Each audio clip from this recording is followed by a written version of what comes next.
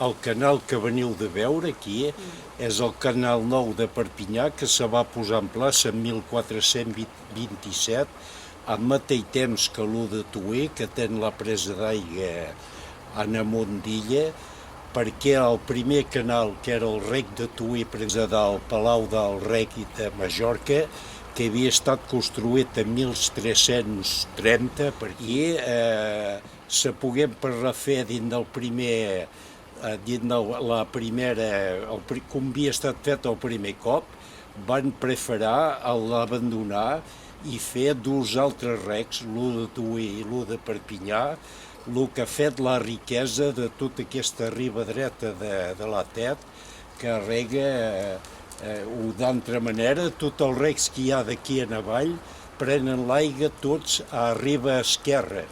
I aquí a riba dreta ha permès de regar tota la plana de Tué, de Cameles, de Castellnou, i aquell mateix rec de Tué cau dins de l'U de Perpinyà, a la Cellera de Tué, com l'U de Corbera que han refet, que és el rec de Corbera ara, cau dins del rec de Perpinyà. Vol dir que quan el rec de Corbera cau dins de l'U de Perpinyà, de Tué, l'U de Tué cau dins de l'U de Perpinyà i s'hem refet l'ancient canal, que era el canal de Tué.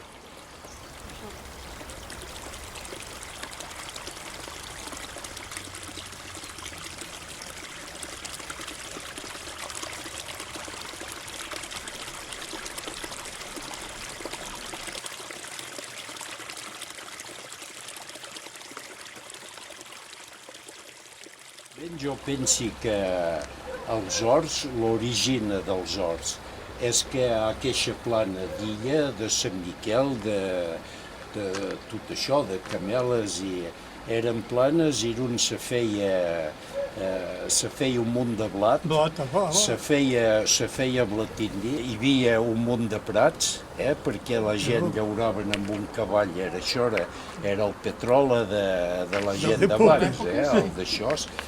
I dins de totes aquestes grosses parcel·les hi havia pas plaça per fer petites menudalles. Donc hi havia sempre un rodal reparat, petit, de bona terra, ben famada, i on la gent se feia el que calia per casa. I era un lloc de vida perquè la gent s'hi retrapaven, ens fent veure el que tenia més guapo l'un que l'altre, i era una emulació que donava un munt de vida en el vilatge, això.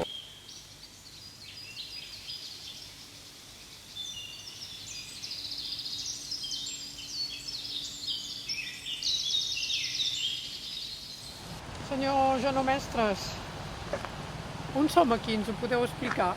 Aquí som a la Busqueta del Rec de Perpinyà. Abans, quan érem petits, em deien anem a la Busqueta del Rec de Perpinyà. Mon avi s'estava aquí, llavors a 3 o 4 anys ja rodava per aquí amb el meu germà. Coneixia pel cap dels dits, això. 41, 42, 43 va ser els anys ja. Aquesta gent que tenien tan poca cosa, com ho feien per menjar? Era difícil, era difícil. Va ser 3 anys dolents aquí, Vull dir, nosaltres a la meva casa teníem 2 bosses de terra i van restar sense res i per adobar. Amb què? Hi havia persistència, hi havia per res, que li feia braça. Amb baiars, que en deien, estaven al roc, seguien la terra i adobaven així. Home, era injust, perquè al temps de la guerra. Aquí, això és el Tuire. Sí. I llavors aquí hi havia horts també, no? Hi havia, era de cap a cap. De cap a cap. Era de cap a cap.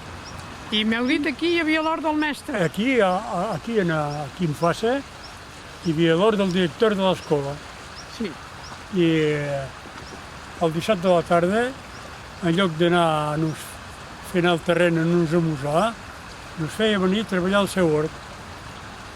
Llavors, amb 2 o 3 companys, una nit, un cop que va haver tot plantat, una nit van venir i van se'ls lleva tot. I és per això que se'n va deixar.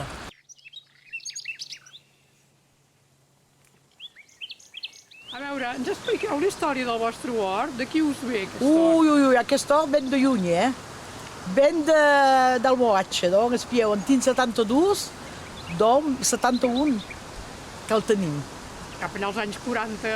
45. 45. Sí. I com Sí, va sí. ser que vau tenir aquest hort, la família? I bé, ma mare va sentir dir que donaven, la mairie donava horts a les famílies nombroses. I va demanar i li van dir a buscar l'anar a Sant Miquel, que hi ha el guarda de Xampetre, que deien nosaltres, que és ell que se'n cuida. I carai, ma mare va prendre el veló i se'n va anar a Sant Miquel. Va dir si en puc agafar un, és el que se va passar. Va anar a Sant Miquel i va dir que sí, que anés allí mateix, que se hi estés al bocí que volia, que treballés per fer veure que hi havia qualcú que el tenia, que havia treballat, i és així que va tenir l'hort. Que sempre heu vist aquest hort a casa vostra? Tota la vida, Qui el tota la treballava vida. més aviat? Quan Era ma mare. Mon pare venia a ajudar, a ma mare. I nosaltres el dijous, perquè antes era el dijous i el diumenge era la nostra seguida. Tothom venia a l'hort, es partinaven i voilà, i l'estiu ens regalaven. Hi havia el rec, doncs, imagineu, tenim pas el que hi ha ara, ens regalaven. I teniu fruiters, també? Tenia una bricota. A Aibres hi havia hagut un parer i és encara. Hi ha un parer, me dona una pera cada any, pobret. És mig mort. Hi havia una bricoter ara que s'acaba de morir i hi havia un presseguer xinois. Xinois. Préssecs planers. I després de vosaltres, de la vostra família, aquí a aquest hort, què passarà? Malauradament passarà... La vostra mainada? No, la meva pallaga no. No, pensi pas que tingui un rasclet, no.